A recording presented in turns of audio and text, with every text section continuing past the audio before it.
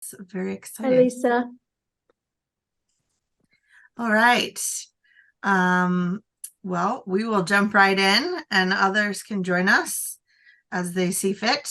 My usual camera setup is not working tonight, so you get the whole glory of like shadows across half of me and my mic sticking in the corner. And but that's okay because we're not here for production value. We're here to have a really great conversation.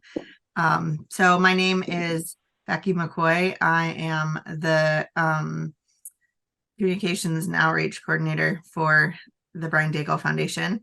And we have had a long break since our last speaker.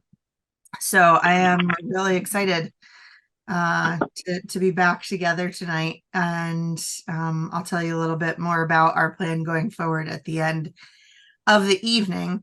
But just wanted to welcome you all and let's get started.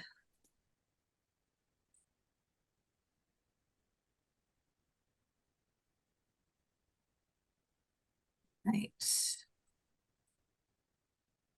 So this is the format that we use whenever we meet for the speaker series. We have an opening meditation that I'll lead. And then we have our guest, who tonight is Joon or JS Park. We'll have time where he'll share, time where we can have a greater conversation, have some question and answer. And then I'll share kind of next steps, some upcoming events, what this program will look like going forward, and a closing prayer or meditation to end. So our prayer to begin tonight is a blessing, poem, prayer. You can call it any of the above, from Jessica Kantrowitz's 365 Days of Peace, Benedictions to End Your Day in Gentleness and Hope. Peace for those who have hope. Let me start again. This is written for October 22nd. Peace for those who hope, whose hope has grown weary. Peace for those who pray, whose prayers are thin. Peace for those who wonder if giving up hope and writing off prayer would at least be easier. Peace to the sorrow and the honesty of that wondering. So I hope that whatever state you find yourself in here tonight, there's peace for all of that, and the fact that you showed up and are willing to explore and be a little vulnerable and honest about the wondering that you're doing is a really beautiful thing that I hope you realize that we take very seriously and want to honor that. So without further ado, because I don't want to take up any of his time, this is Joon, JS Park. We connected online, but the reason that I wanted to bring him here with us tonight is that he is a chaplain in a trauma center. And Joon, you are one of the few people that approach loss and grief with such tenderness and compassion and understanding. And I know that comes at a high cost to you, but those of us that also, work in grief spaces, we know how rare that is. So thank you for sharing so much of that with the rest of us, and not just your patients and their families. So Joon is a hospital chaplain, a published author, and a viral blogger. For 8 years, he's been an interfaith chaplain at a 1,000 plus bed hospital that is designated a level 1 trauma center. His role includes grief counseling, attending every death, every trauma, and Code Blue, staff care, and supporting end-of-life care. He also served for 3 years as a chaplain at one of the largest nonprofit charities for the homeless on the East Coast. JS has an MDiv completed in 2010 and a BA in psychology. He also has a 6th degree black belt. He is the author of The Voices We Carry, Finding Your One True Voice in a World of Clamor and Noise, published by Northfield. His next book, On Grief, releases May 2024. JS currently lives in Tampa, Florida with his wife, a nurse practitioner, his 3-year-old daughter, who is possibly the most adorable child I've ever seen, and their adopted dog. So, Joon, welcome. Becky, thank you so much. And good evening, everyone who is here. Really, really appreciate you being here and your time. As Becky mentioned in the bio, I'm a hospital chaplain, and it's been 8 years and a few months now that I've been there. And I've seen, I think, hundreds, gosh, if not thousands of patients, have been at hundreds of deathbeds. Part of my role is grief counsel. Chaplains at the hospital that I'm at, there's about 20 of us. We attend every single death, every trauma, every code blue, and we assist with end of life care. So it's a very tough role. I love what I do. I feel very called to this work, and I'm very, very fortunate to be where I am. It's sacred access. It's a sacred space. And I hope in this session together, I can give you at least some of what I've seen about grief and what may be helpful and even not helpful for you. And as I'm talking, so that I won't be the only one over the next hour, I'll pause once in a while and just ask questions. If you want to use the chat box, please feel free to share your thoughts, and I will read those out loud as we go through this session together. So first thing I'll talk about is 5 myths about grief. And then I will talk about one thing we can do when we are with someone who is grieving. So 5 myths about grief and one thing we can do when we are with someone who is grieving. Now, when I say 5 myths about grief, I want to share up front, I'm going to talk about why did those myths come about? What were some of the psychological, spiritual, and emotional journeys for those myths to appear? Because sometimes it's easy for us when we look at a myth to sort of criticize that person who believes the myth. But myths are believed for a reason. So I want to discover with as much empathy and kindness as I can, why did this myth come about? Because if you are with someone who believes that myth, or if we ourselves are wrestling with a myth about grief, we want to be able to understand why it emerged and why it might be helpful, and also to see that there's a better way and a better truth. So first one, number 1, is grief is sadness. Myth number 1 is grief is sadness. And if I can put in parentheses, I would say grief is only sadness. Now that's a myth. Now, I've asked myself this question because I've often seen people say, well, they're not crying, so they must not be grieving. Or, well, they're laughing and they're smiling, so they can't be grieving. They must be okay. But grief, only being sadness, seems to have come about because I believe that there's a particular, maybe Hollywood aesthetic or model or pop culture way in which there's an acceptable expression of emotion. And so when we watch Hollywood Oscar type acting, sometimes we can even criticize the way an actor or actress cries. We may say, well, that looks fake, or that wasn't good, or that didn't move me, or it may be off-putting. There are particular scenes that I've seen where someone's crying where I'm like, well, that must have been not the best take that they could have used.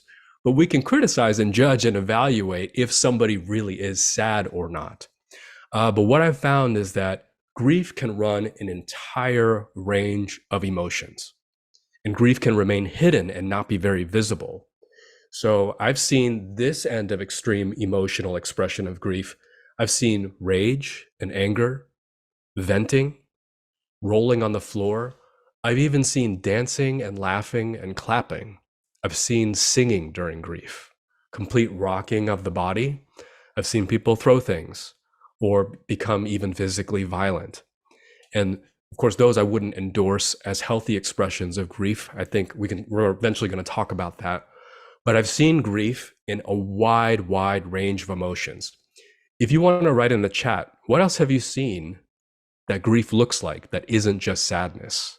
I know I've named a lot of things already, But what are some emotional expressions you've seen that isn't just sadness or weeping that grief can look like? Grief can look like dot, dot, dot. And Becky, thank you so much for putting that in the chat. Appreciate it. Great grief can look like a lot of different things. Frantic movement.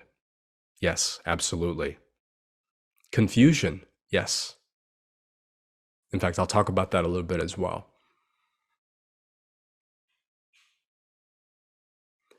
No emotion. Yes. And that's exactly where I'm going to next. Anxiety. Yes. Silence and shutdown. Yes. So on this end, we have extreme emotional expression. And then on this end, as some have alluded to already and written in the chat, silence and shutdown. So grief can also look like not crying, complete deflation of the body. There could be numbness, fatigue. It can be complete despondency. There can be brain fog, cognitive fog, being unable to focus, very, very difficult to think or to concentrate, to do any activity.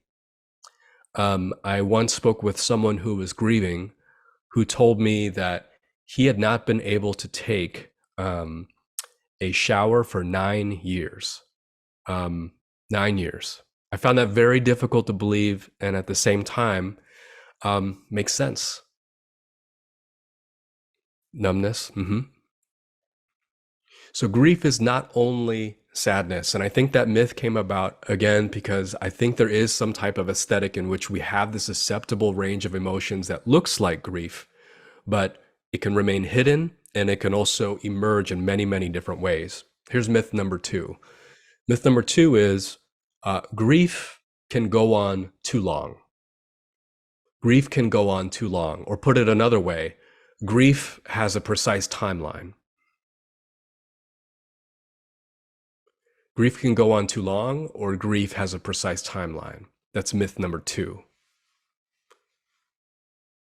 Now, the DSM-5 version 2, the DSM is a diagnostic standard manual for psychology. It has kind of these diagnostics within it.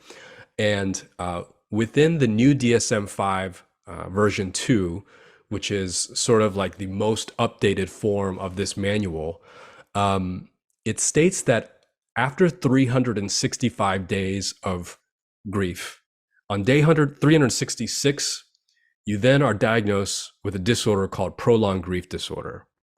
And if you are younger than 18, it's exactly half that length. At 6 months, you have prolonged grief disorder.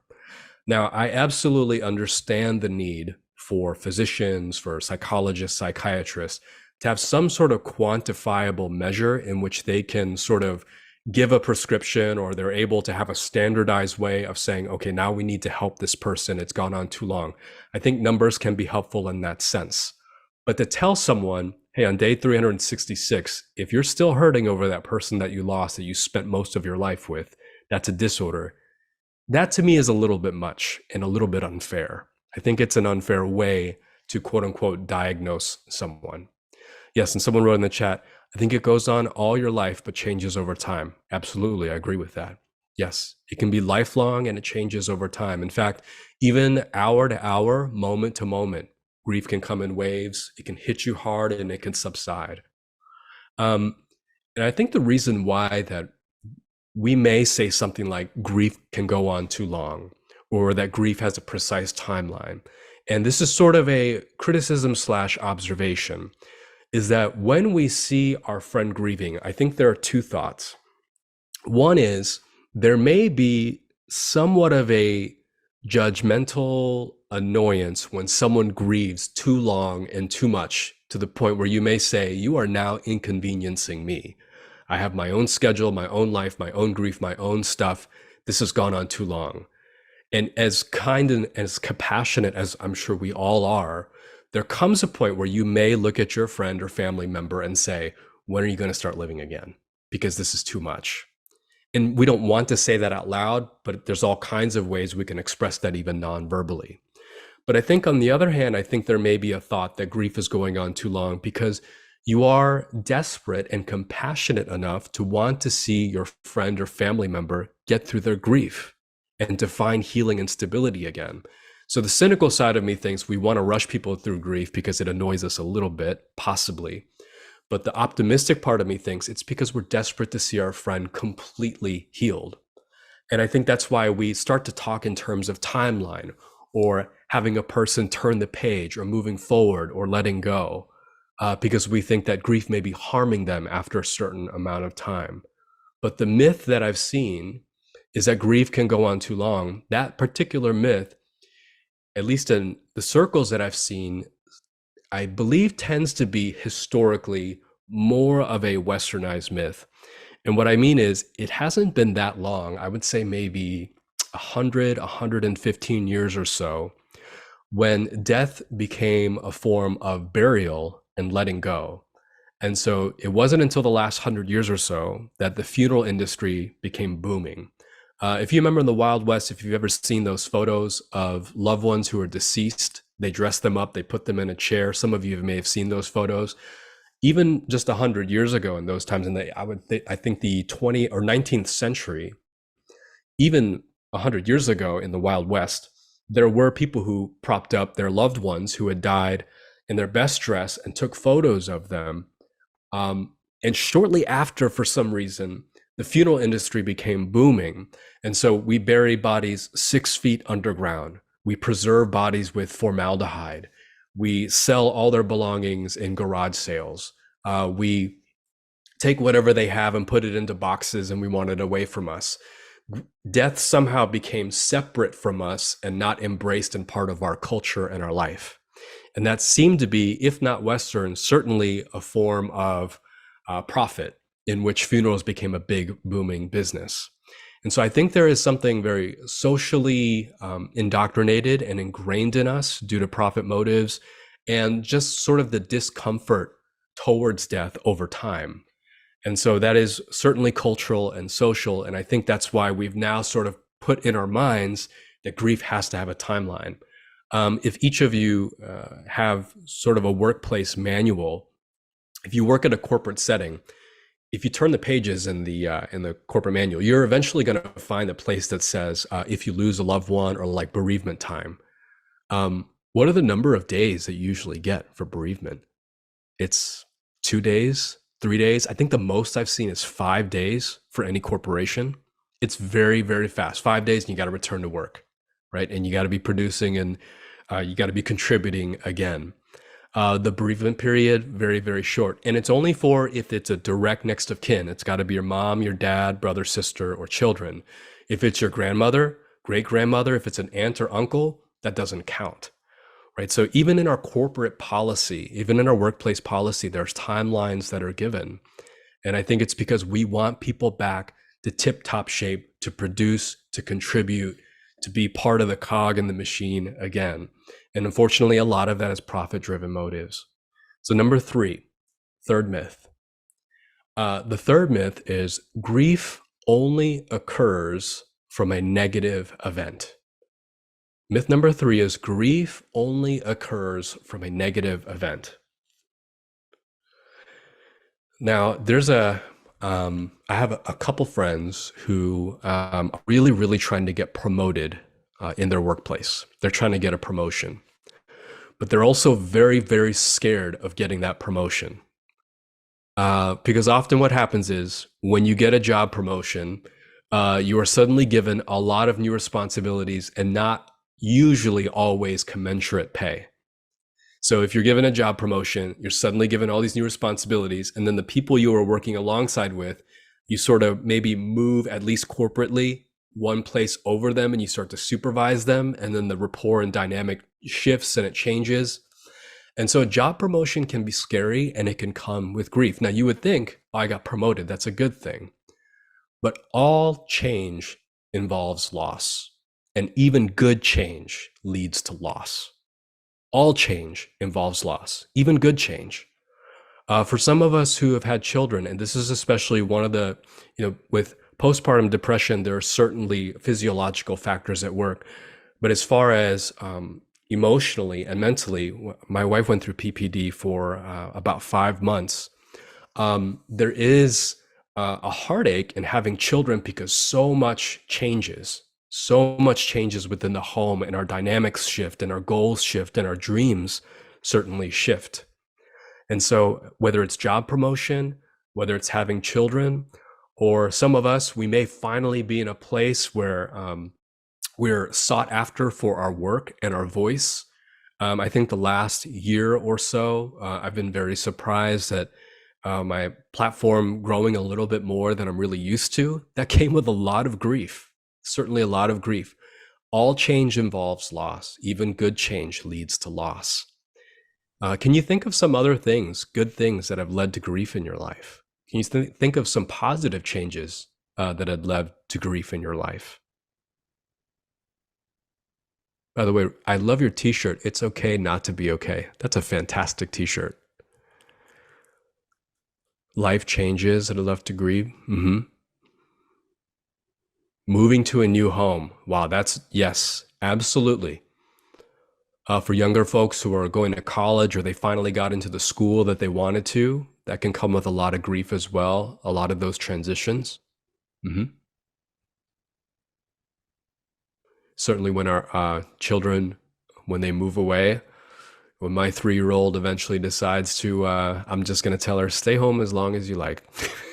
We can be a 2-3 generation household. Yep, when child leaves for college.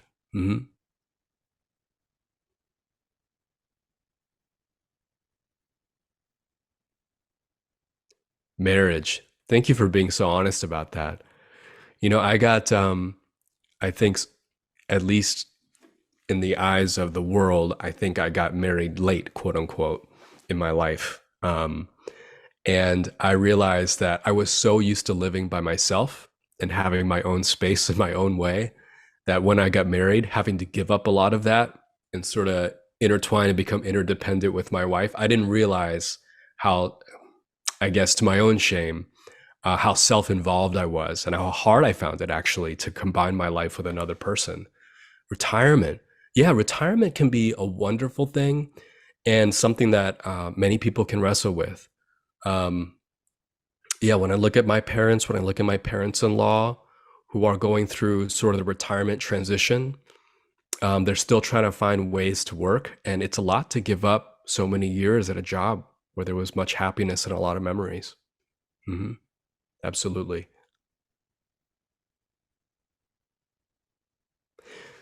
So we'll go to myth number 4. And if you want to keep writing in the chat, please feel free to do so. Myth number 4, and I'm going to spend a little bit of time with this one. Grief can be solved by faith. Grief can be solved by faith. Put it another way, if you just have enough faith, you'll be joyful. You can be a witness for the Lord. If you just had enough faith, you wouldn't be so sad. Now, I do want to say this. I don't want to mock Christianity. I don't want to be a person who just looks down at this sort of statement or ridicule it, because certainly there is so much hope and so much joy and goodness in the Christian faith and the Christian story. So I need to say that up front, that statements like this where, you know, God's got it under control, or God loves you and God is with you in your situation, I don't want to make light of those at all. But how did it come about, these statements where we use spiritual statements to gloss over or rush someone's grief? My suspicion is this. I think that grief and loss can be so difficult, so upsetting, so distressing, so overwhelming, and can rob us of so much life, that when it comes to Christian theology, when it comes to any kind of religion, I think there is something about wanting to take the hope and the joy and the conclusion of the Christian story and pulling that eschatological curtain closer to where we are so that we don't have to hurt so bad. And I think we look forward to the hope that's at the end of the story so that we don't have to look at the pain that we're facing today. And so sometimes when we see someone who's grieving and hurting, with all good intentions and goodwill, we may look at someone who's grieving and say statements like, hey, God's got it under control. God's got this. Don't you worry about it. Stay strong. God is with you.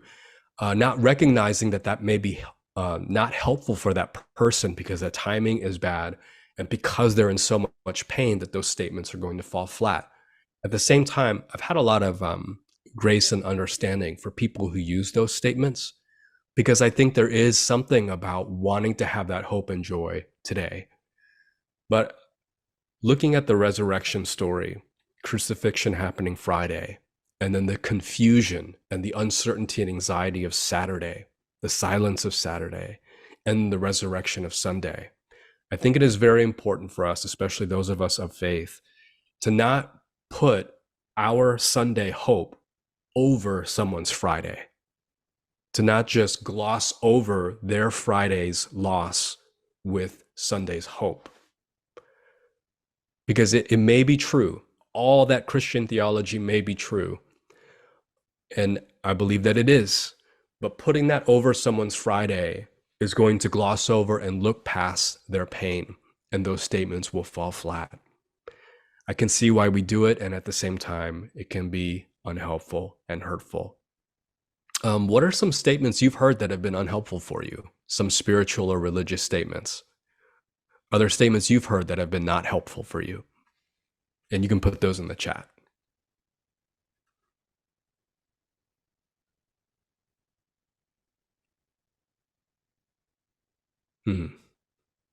Yeah. In the chat, it says they would want you to be happy. They're in a better place. Right. The ones that you just lost, they would want you to be happy. So stop crying, or they're in a better place. God needed an angel. Yeah, I heard that a couple times when my wife miscarried this year. I heard God needed an angel. And that was a very unfair and difficult statement to hear. God needed him, or he's in a better place. God has a plan. Our son is in the arms of Mother Mary. Oh, that's the first time I've heard that one. There must have been a reason, right? Even if there is a reason, it's still very hard, right? Yeah, and these are statements that we say. Again, I believe that there are a lot of good intentions and goodwill with these statements. And I want to be very understanding towards people who use those statements because we think maybe we're being helpful, but we're rushing someone's grief every time we use those statements.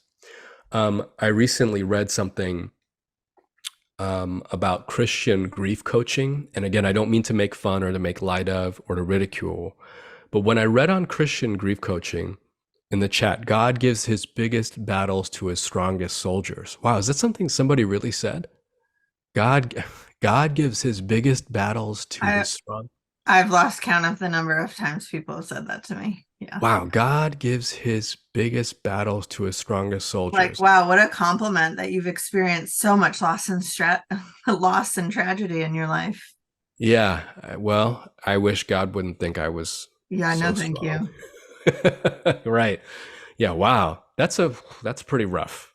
Yeah, the everything happens for a reason, that one's really rough. And now this is, wow, God gives his biggest battle. I'm gonna think on that one a little bit because that one's pretty rough.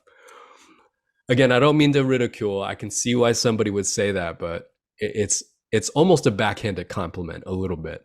Yeah.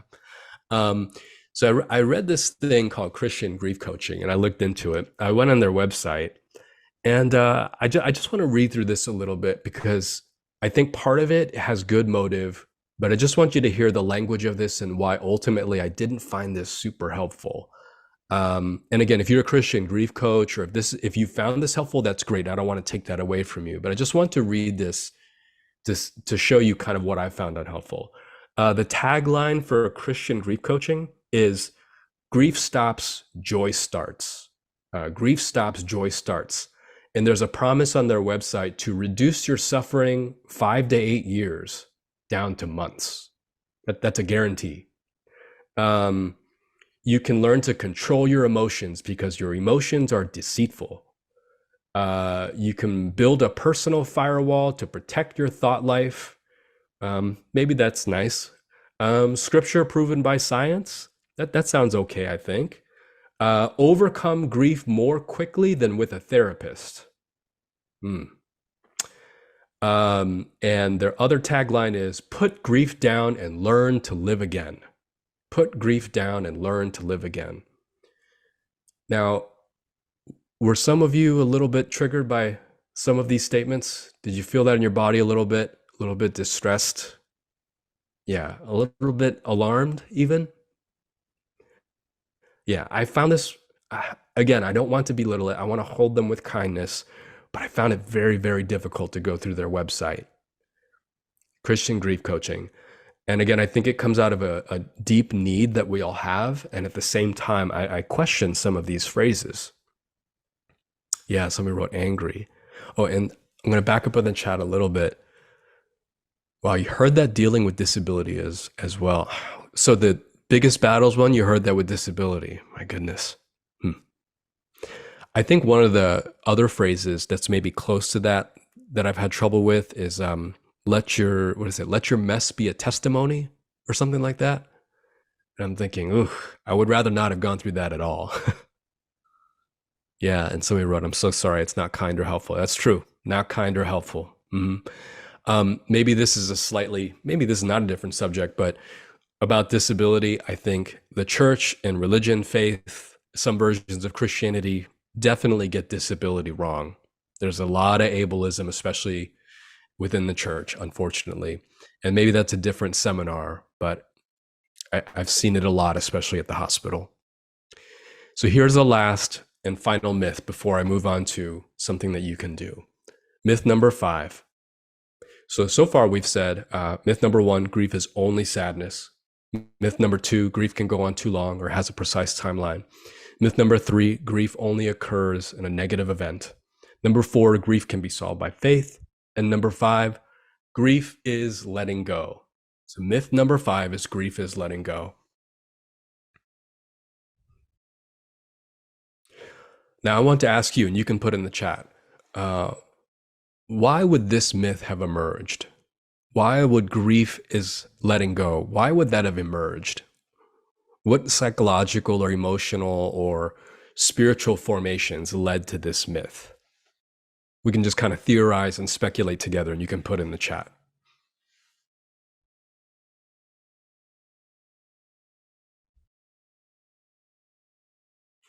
That's a good question. Letting go of what? Society tells us to let go and be happy. Yeah. Is it called toxic positivity, right? Or just positive thinking? Yeah, we do live in kind of a inspirational type culture, you know. Vulnerability. Wow, yeah, vulnerability is seen as weakness. Emotion is seen as weakness.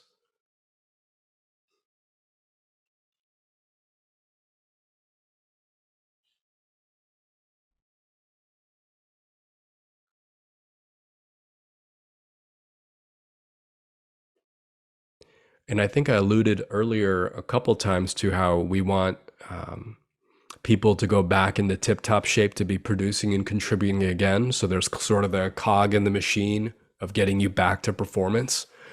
So others feel okay around us. Wow, that's absolutely true.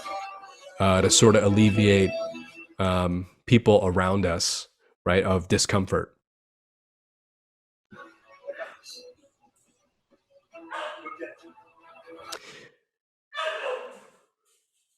Sorry, you may hear my dog barking in the background. So grief is letting go. And there's a question here, letting go of what? And I hear that as an ironic question, but I think also to answer that question, the myth is grief is letting go of your loss or letting go of your sadness, letting go of your emotion, letting go of the past, right? That's the myth. You need to just let go because it happened back there and it's holding you back or holding you down. Now, what I've learned is I first read this in a book. In fact, the book is your t-shirt. It's called It's Okay to Not Be Okay by Megan Devine. Fantastic book. And if you look up on Instagram, I believe Megan Devine's Instagram handle is Refuge in Grief. I highly commend her page to you. And one more in the chat. People who think loss is normal because we all eventually will pass away. Yeah, that's absolutely true. You know, in fact, a couple years ago when my 3-year-old, she was 1 at the time, when she got COVID, somebody wrote on my social media, let her go because she's going to die anyway. That's what it happens to everybody. It was one of the most awful things I saw on social media. Just the callousness and the coldness around that. Oh, and thank you for putting that in the chat. Yep, Megan Devine, Instagram is refuge in grief. And one line that she wrote in her book that has stayed with me is grief is not letting go. It's not moving on, but it's moving with. How do we move with? And there's a book called From Here to Eternity by Caitlin Doughty. I believe she worked as a funeral director, a funeral home director. A fantastic book. But she traveled the world looking at what she called death engagements. And she recognized that every culture in the world, almost every culture, except maybe for Anglo-European cultures, have some sort of death engagement or death process in which loss, grief, and death are completely embraced and incorporated into daily life. That it's not about letting go, it's not about moving on, but how to move with. And I wrote it, the book that I have upcoming on grief, I wrote in there, it's not letting go, but it's letting in. How does the person that we lost, the people we lost, the life that we lost, how can loss in some way be honored and enlarge us and expand us in our humanity, in our capacity, spirituality, in our personhood? Because there is so much about we need to let go and that's the way to be healthy. But what if incorporating and embracing that person's loss and everything that they meant to us and who they are, what if that is the way of grief so that that loss would expand us and enlarge us? I'm going to read to you a quote by Martha Hickman. She wrote Healing After Loss. I think it's a wonderful book. It's kind of like a devotional. And so there's a reading every day. It's about 1 or 2 pages a day.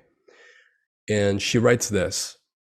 She wrote, "It is a bittersweet joy, but real nonetheless, the way our lost loves are forever in our hearts and minds. They are in fact constant to our consciousness in a way they couldn't be when they were alive. But now we can summon the memories of them at will, and even when we're not consciously thinking of them, they seem almost as integral to our being as our skin, or as a comfortable robe we wrap ourselves in at the end of a busy and tiring day. A loved one, a memory to be with, a quiet companion. It is not what we would have chosen, but it is its own blessing." And the name of that book is Healing After Loss. It's by Martha Hickman. And I really like the book because it's very short readings per day. I like what she wrote here in that it's not what we would have chosen, but their memory is something that we can keep to make us larger, to expand us, to deepen our capacity, our humanity, our spirituality. It is not about letting go, but letting in. And so when we look at other cultures in the world and throughout history, for example, in my own Korean culture, we have something called Chesa. And Chesa is a tradition in which we don't just celebrate birthdays, we also celebrate death days. And for our grandparents and our ancestors before us, we sit down together. And recently, Chesa, because Korean culture has become also a lot combined with Christian culture, we have a worship service every year for my father's father, my father-in-law's father. And we read sort of a timeline of his accomplishments and the things that he did, the school that he went to, for example, or maybe something that he did later in his life. And every year it changes a little bit. We read another one of his accomplishments or something that he did. And then we also share a particular story about him. And this year I was curious and I asked my father-in-law, can you share with us how your dad laughed? That was the question that I asked. And my father-in-law was able to imitate it according to the rest of his family. He was able to imitate it perfectly. And it brought us a lot of joy to bring that laughter back. Chesa is a very, very sacred day in Korean culture. We celebrate death days as well as birthdays. Now, did that keep us wrapped up in paralyzing sadness? I don't think it did. I think honoring that memory is something that our bodies and our minds and hearts needed to honor the people who meant something to us, that the loss meant something to us, to keep them alive today. And I believe that that is the healthy way to embrace and to incorporate loss and the people that we loved. Um, if you've ever read Joan Didion, I think it's her book, Magical Thinking, she talks about how her friends, after I believe her husband died, they recommended her to give her all her ex husbands, well, her deceased husband's belongings away. And so she started gathering up his clothes and giving them away. But she kept one thing. She kept his shoes. And the reason she kept his shoes is because she said, maybe in some way, if he ever did decide to come back home, at least he would have his shoes. And I just found that stunning. I found that remarkable, very moving, that in some way she wanted to preserve one part of him. And is there an unhealthy way to do this? Is there a way that we could hold on to someone's memory so tight that it becomes maybe debilitating?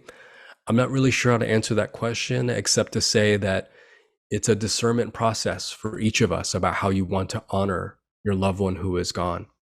It's a discernment process for each of us. But what I know is that it is possible, for example, for someone who has had a deceased spouse to remarry, but still contain love for the spouse who has passed away. I believe it's possible. I don't think it's unhealthy to still have that old love for that spouse who has died and also to remarry at the same time. I think our heart can be big enough to hold both memories, to hold both people at the same time. And so I hesitate to say there's an unhealthy way to do this, but rather, what is your healthy way to be able to honor their memory?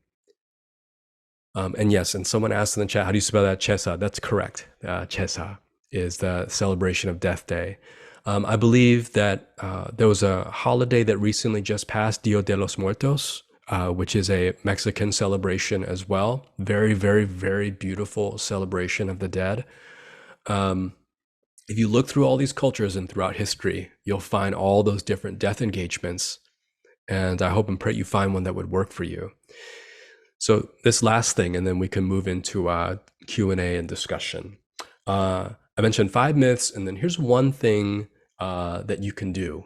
One thing that you can do for someone who is grieving. Now, I'm going to tell you 3 very, very quick stories about 3 patients, and I'm going to change the details, of course, to protect their privacy. But I had one patient who, she was young, and she had several generations of loss happen at once, including the death of her dog. And she was in the hospital and she could not sleep. And she had not slept for about a week. And so I went to visit her, and we were talking. And what she told me was, she said, I think this is a crazy thought, but I want to live for my family who died. I want to start a nonprofit. I want to run a marathon. I want to give away everything to all these shelters and other nonprofits. And I want to write a book. And then she asked me, do you think that that's a dumb thought, that I would live for them? That I would be able to live for all those people who died? I mean, it just sounds crazy. Like I shouldn't be living for the dead, right? Is that right?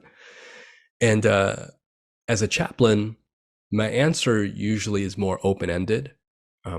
Maybe my training should have been like, well, what do you think about that? Or how do you feel about that? Or what leads you to that thought? Or what do you think? But I could see in her eyes that she was really looking for my answer, and that she was just desperately clinging to this thought that living for them would be the right way. And so what I told her is, I said, no, I don't think that's crazy. And yes, I think that's something that you can do.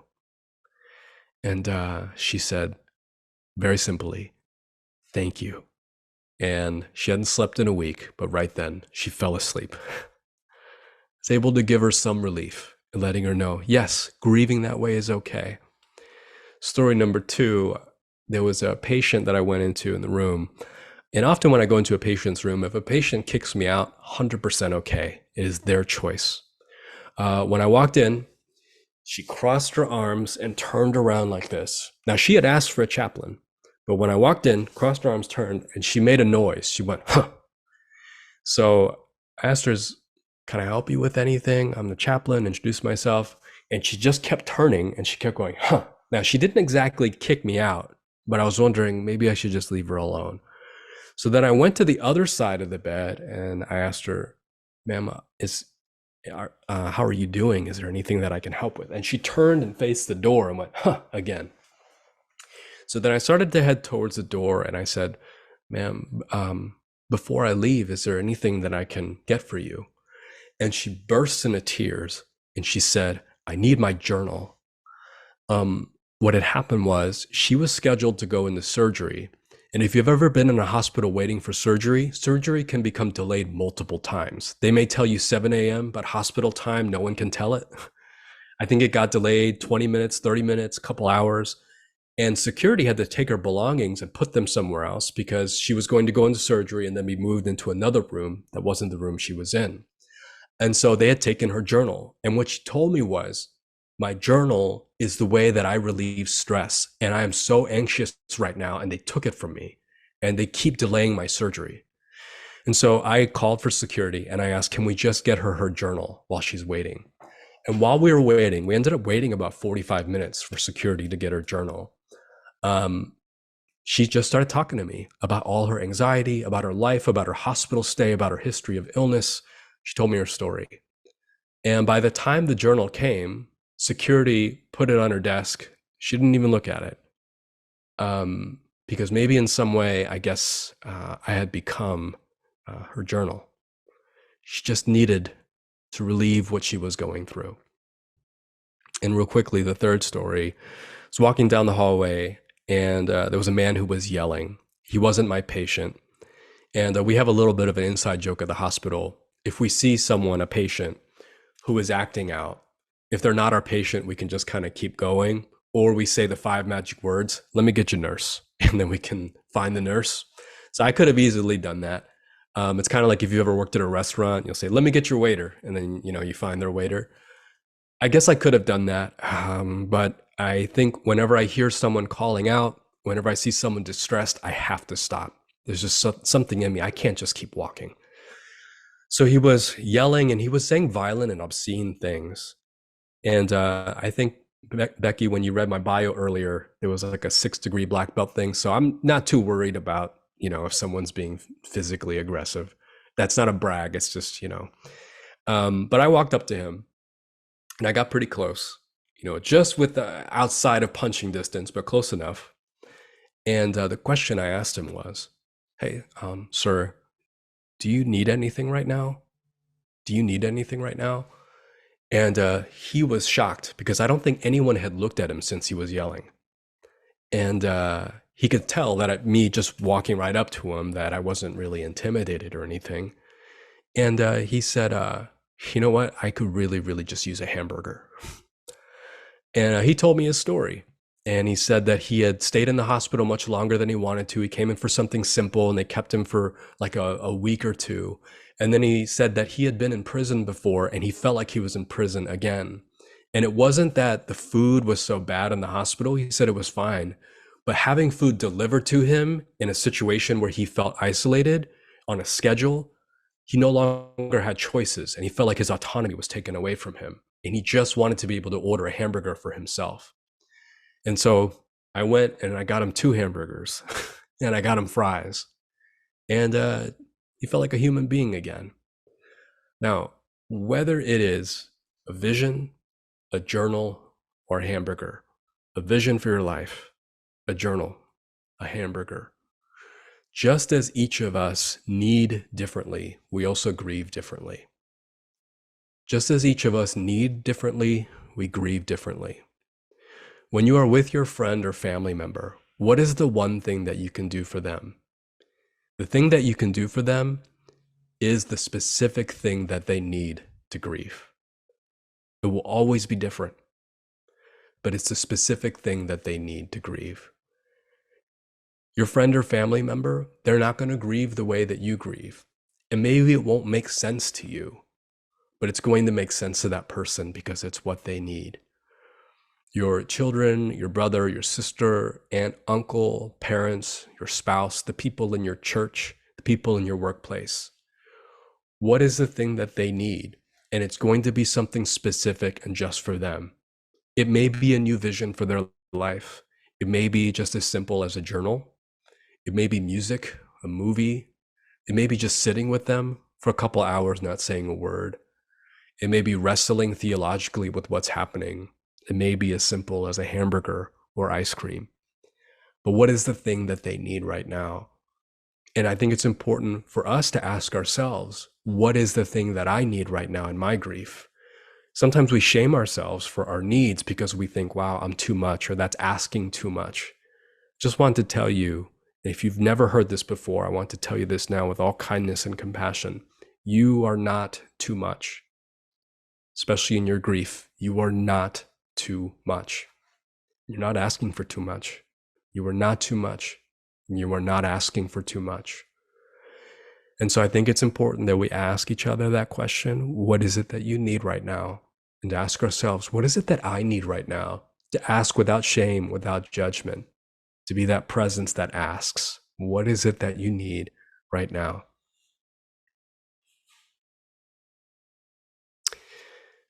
So, friends, I'd love to pause here. And if you have questions, if you have comments, if you want to write anything in the chat, I'm all ears and all open.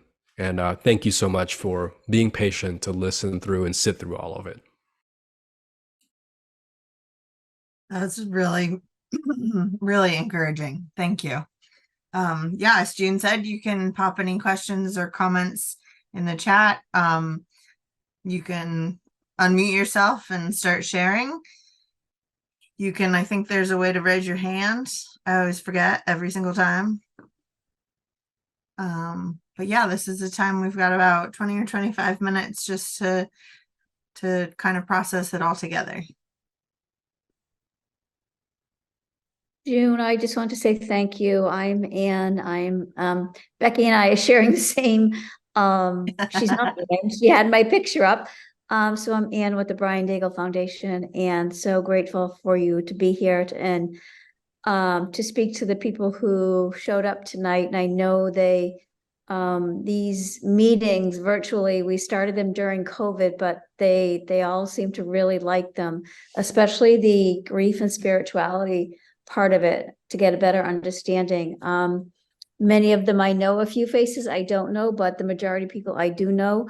They come to the support groups at Brian's Healing Hearts in Connecticut, and they come to a variety of groups that we offer. Some have lost spouses, some have lost children, some have lost grandchildren, some have lost other family members, but we know that grief, we all grieve differently, and all of your words really resonated with me, of course, in particular, but I know, I hope it resonated with the people who are at this meeting, because I share the same words often in group, letting them know that as Roberta is wearing that t-shirt, it's okay not to be okay, and that it's okay to feel everything. And it's so confusing at times when you do feel all the different emotions. And I know for me, it still is very confusing sometimes. I feel the deepest sorrow, but yet the incredible joy with my new grandchildren and all of that. Feel sorrow for the loss of my son, but I have all this beauty in my life. So how do you hold on to all of that? It's difficult to hold space for it all. And sometimes we get confused. So I hope everybody knows that we're always here for them, and to talk about it and to be there for them. But I'm just in awe of the work that you do as a chaplain and with the hospice, and sitting with people in their last moments with their family. You're such a gift to those people. So thank you. Thank you. Thank you, Anne. Thank you.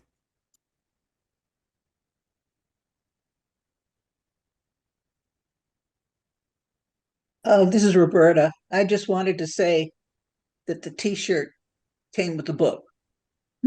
So when I bought the book, I ended up buying the t-shirt. I've been wearing it every 6 years now.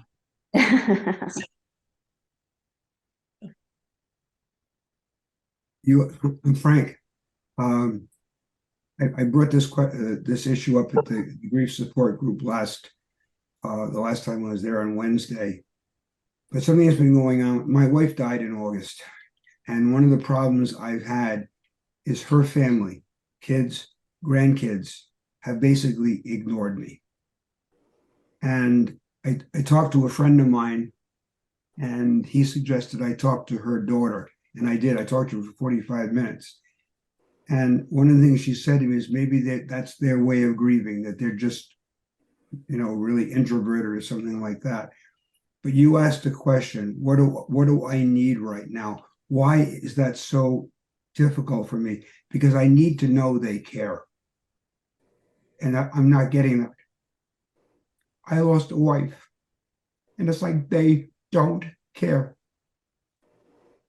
I know they lost a mother, a grandmother, but I'm all alone. They have family. I don't. My house is empty.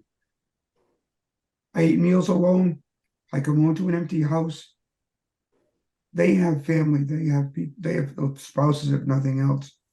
And I just the way you asked the question, what do I need right now? I need to know they care, and I don't think they care. My grief doesn't matter to them, and I think that's why this has bothered me so much. It's hard to say, well, that's they're grieving their own way. I don't know, but just was interesting the way you asked that question. That's it. Can Thank I, you. can Thank you for I, sharing, Frank.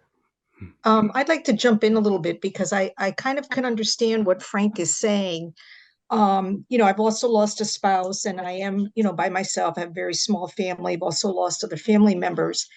And I said to a friend of mine that I think sometimes because people can't see like an injury, they can't quite relate to you. Like if someone has a broken arm, you tend to say, "Oh my gosh, that must be so difficult for you," because you see that there's a handicap of some sort. I'm not sure if I'm using the right word. So I find sometimes that people think that we're doing okay because they can't see anything really going on with us. So, unless you're crying or you're talking about that person, but if you appear to be going through your normal day, I think people take it that you're doing okay and that they don't need to be a part of your life. you know, um, which sometimes I think is difficult because you you want to try to present to people that you are coping and you are moving through this. But sometimes I feel funny being like myself the way I used to be because I don't want, I think people think that I am okay. Oh, she's doing fine because, she's going along her emotions, she's doing whatever she's doing. And not that I want people to like feel sorry for me, but I don't think they understand, you know, the grief and the loss that you're really feeling. It's just I don't know. I mean, and it's not a guilt. I don't feel guilty if I feel like I'm, moving through this, but I feel like I'm not being my true self in front of these people and acting like, when the people say, "Gee, hi, how are you?" You go, "Oh, I'm doing great," and you're thinking, "Oh, I'm really not doing great." But you know what I mean? I find it's kind of difficult to work with. And I think maybe with Frank, you know, so many people have such a large extended family and they get so involved with their lives and their families and like you said, grandchildren and whatnot. I've had people tell me that they just kind of live their own lives and kind of they're just not a part of yours anymore. But it's difficult when you're alone, when you don't have that. I don't have grandchildren. My children are grown. I don't have grandchildren. My husband passed away, suddenly. I live alone.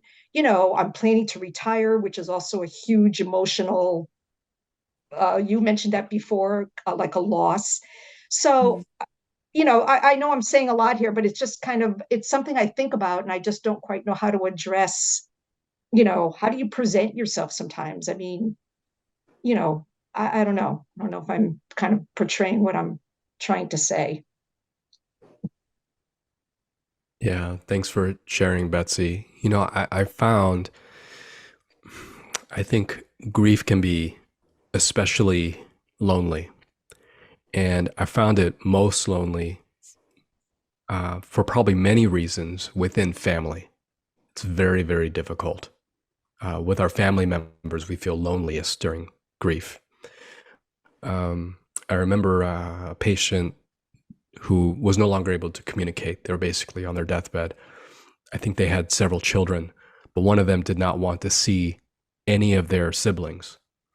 And when asked why, I think they said, every time I see you, I see dad. Every time I see you, I see dad. And that's an unfair and hard and difficult reality. And you know, Frank, when you were sharing that, I wish I had some sort of answer or way to alleviate that. But it is unfair. It is difficult. It may take time. And I would advocate for anyone here to loudly express, hey, here's what I need from you right now. And you may not get that, but I would encourage every one of us in the room to be able to say loudly to family members, to friends, to our church, to our pastor, to anyone who'll listen, hey, here's what I need right now. Because I think grief is and loss, it's already so unfair. And it's a big ask to say, you know, like to tell you, hey, you need to ask other people what you need, because they should be just giving it to you anyway. But there's a loneliness and there's a separation, and there's sort of people will look at you sort of funny.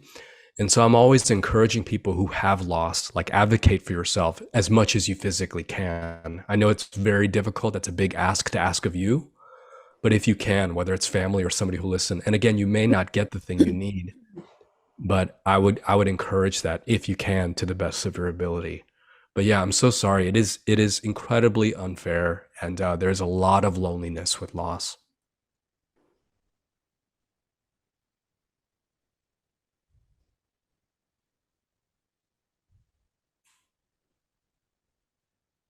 Hi, I'm Lisa from Connecticut, and I'm part of Anne's grief support group.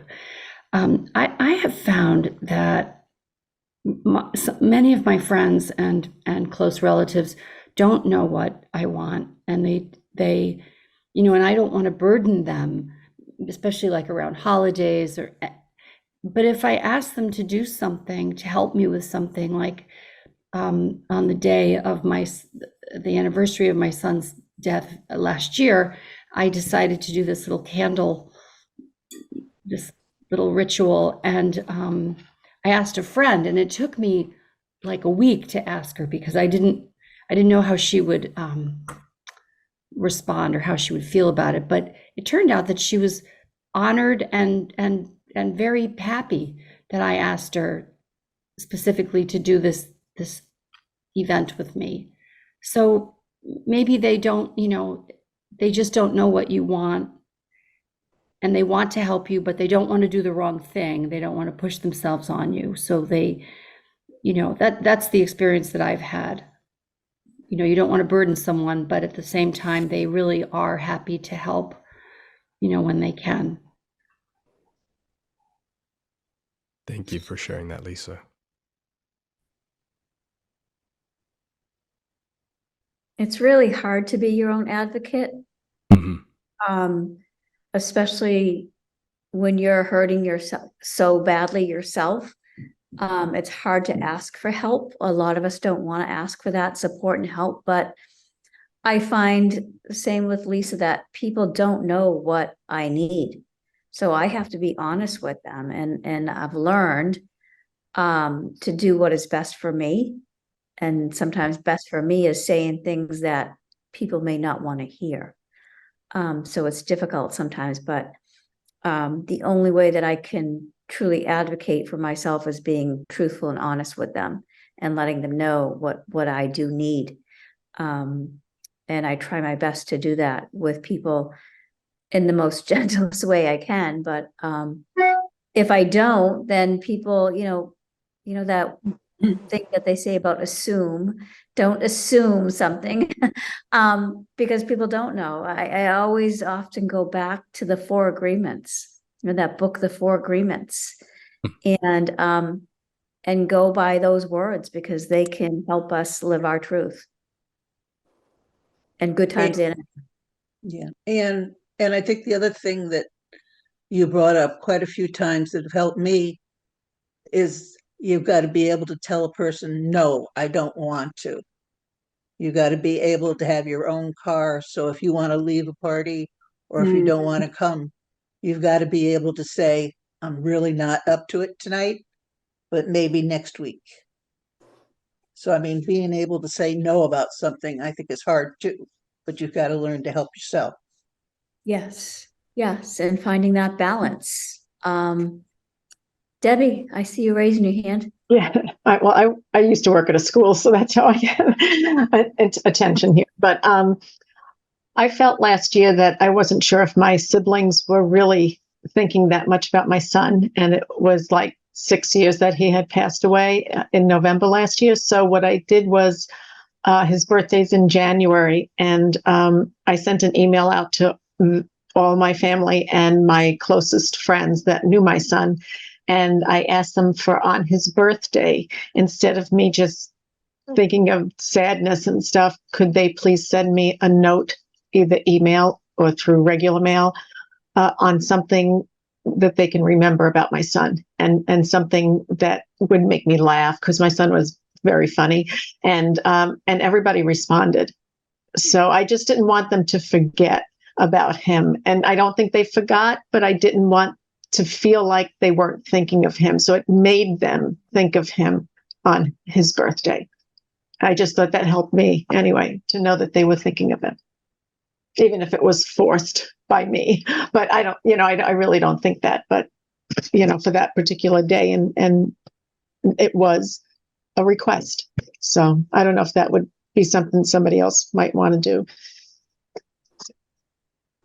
Thanks for sharing that, Debbie. Yeah. I do just want to add, I think sometimes we will ask a lot for what we need and let it be known, and we may not get that. And that's not any fault of your own. I just want to make that very clear, because I think each of us have our way of advocating and our way of trying to speak up. So I don't want anyone to think, oh, because I didn't follow this way, I'm not getting what I need. It's not your fault. Grief is so confusing for everyone. Loss is so confusing for everyone. My friends, I've lost, I think, people my age. It's about 6 or 7 friends now. And when their death anniversaries come, I'm never really sure how to reach out to their family. And I quote unquote do this for a living. I find it, oh, well, it's been 4 years, it's been 5 years. Is this still appropriate to reach out to them, this year?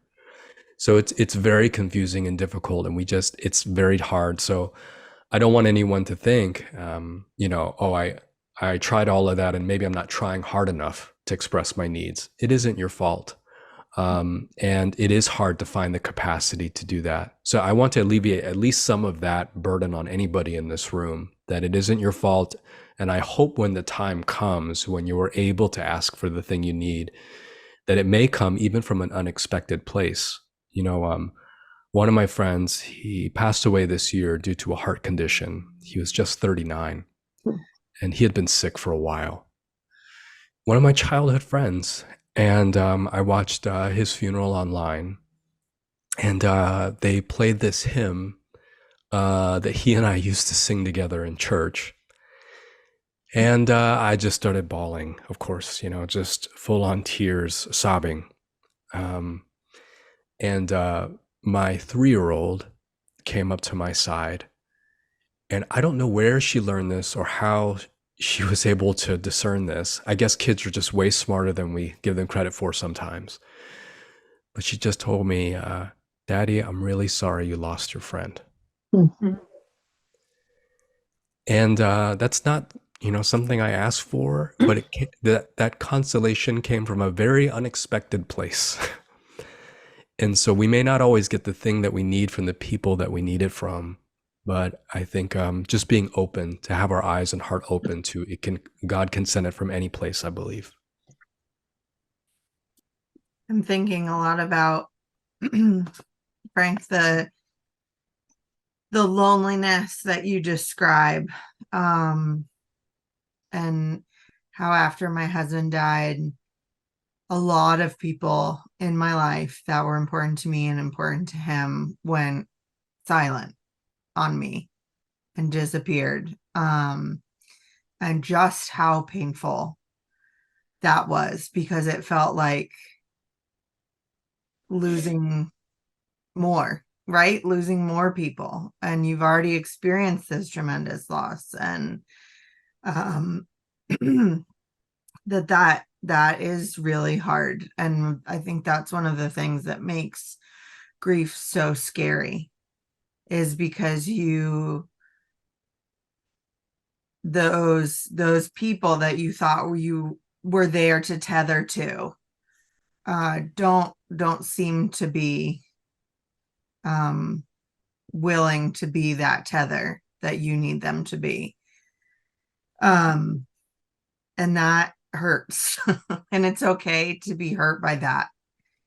And I can assure you that if you keep reaching out to them and other people, that you will see people, you will find the people who are ready for you to tether to. And it may not work out the way that you hope. But if you continue doing the really, really scary thing of reaching out and saying that you need that,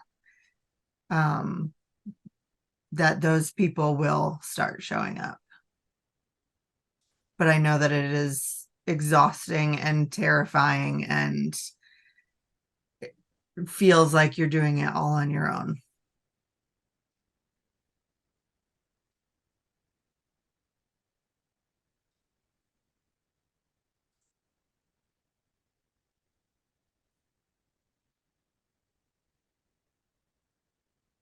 Other thoughts or questions? Mm. We have about 5 or 10 more minutes.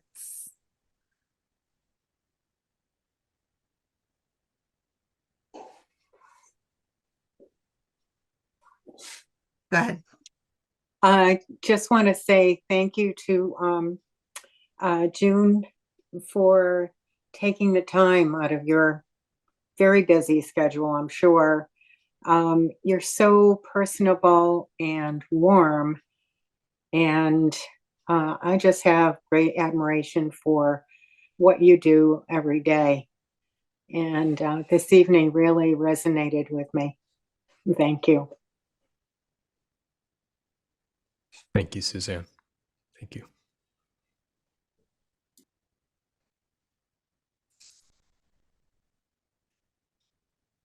Joon, is your book available for pre-order yet? Not quite yet. So Okay. I think my publisher will let me say the name of the book at some point this month. Oh, But excellent. Yay. yeah, yeah. I'll make sure to send you all the link once it is available for pre-order, because those Thank you. pre-orders make a huge difference in Yeah, the oh, life of a book. So Yeah. Thank you, Becky. Appreciate Mhm. it. And Becky, I'm happy to send anyone a copy of the book in this room. I'll put my email in the chat. I will send you the book if you want it. So, because I'm not, of course, pre-orders and selling books, that would be great, but I also want to make sure it's available to anyone who wants it as well. And are you okay if I include your email and like the follow-up email with the link to the replay and everything? Absolutely, yes. Okay. And that's my personal email there, and feel free to share that. Okay, so you'll get that tomorrow with the replay and everything if you lose it between now and then.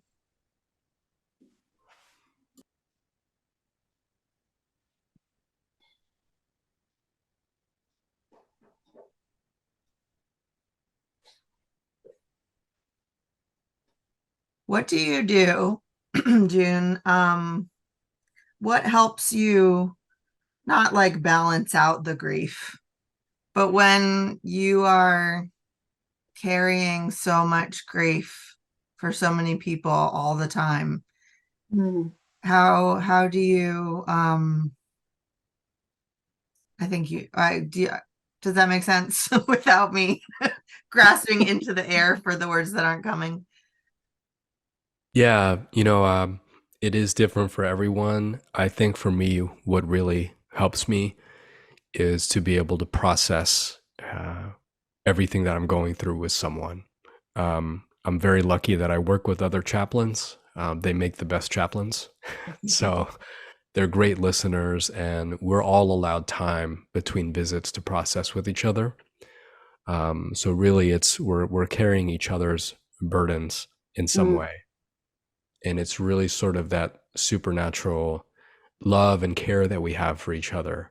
I couldn't and I wouldn't want to do this work alone. So even just one person, just being able to verbalize what I'm feeling, what I'm going through, even sharing the story of the visit that I just had, yeah, it's been helpful. And then all the other things, like, of course, with the triangle, like the sleep, diet, exercise, I try to balance that, though not always well. Sometimes I'm missing one point of the triangle there. But I think self-care and all of that is very important. I do see a therapist regularly, and I'm a big fan of medication. I think that should be accessible for everyone. I wish our country and our government would pour as much funding as they can into mental health and healthcare. I wish that was the case. But I'm very lucky that I get to see my therapist for free. It's covered by a grant.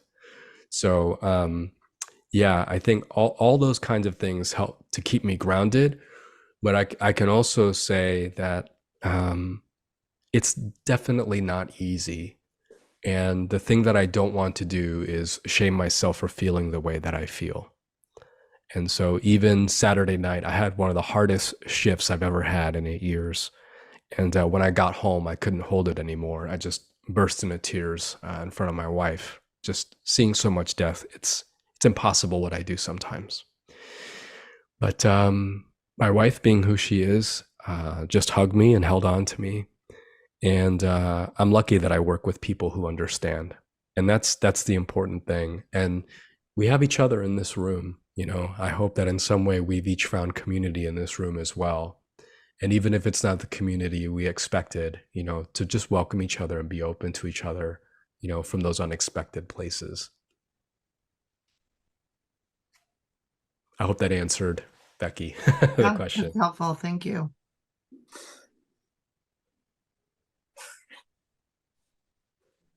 Okay, anyone else before we close?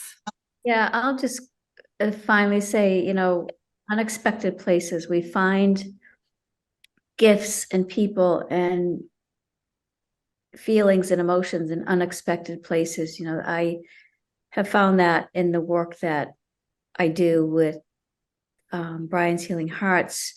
And it's the most simplest thing sometimes, but it's just the sweetest gesture of somebody. But it is, as Becky said beautifully, that it's hard to put yourself out there again and again and again. It's scary and it's exhausting. It's everything. But if you're able to do that, things come to you when you least expect it and from the people you least expect it to come from. So just remember that the people who are here tonight, that hopefully you can find it at Brian's Healing Hearts or within the community that we've created. So again, thank you all for just coming. Thank you for giving us the opportunity. This was an absolutely fantastic hour and a half. Thank you so much, Joon. Thank you, Frank. I'm so glad.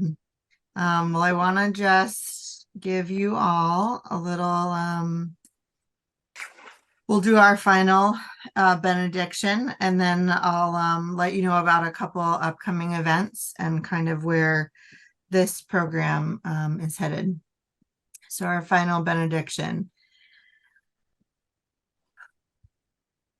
Deep breaths are always good. May the divine bless and keep us. May they grant us strength to live through troubled times. May they fill us with grace equal to every need and a peace which passes all understanding. May they grant us the wisdom and the will to do justice, to love mercy, and walk with humility. And may they surround us with their love and lead us in the paths of everlasting life. So here is what's next with Brian's Healing Hearts. Anne has, now that we have this beautiful, wonderful space in the cottage right behind the main Brian's Healing Hearts building, is hosting Yoga for Grief. And if you're interested in signing up and it's full or that date doesn't work, hopefully in the future we'll have more. On Sunday, December 3rd, we are partnering with Harkness Chapel at Connecticut College to host our holiday service, A Time to Remember. It's an interfaith service where we just kind of carve out a quiet hour to remember those who are missing from our holiday celebrations, and just acknowledge that the holidays can be really hard.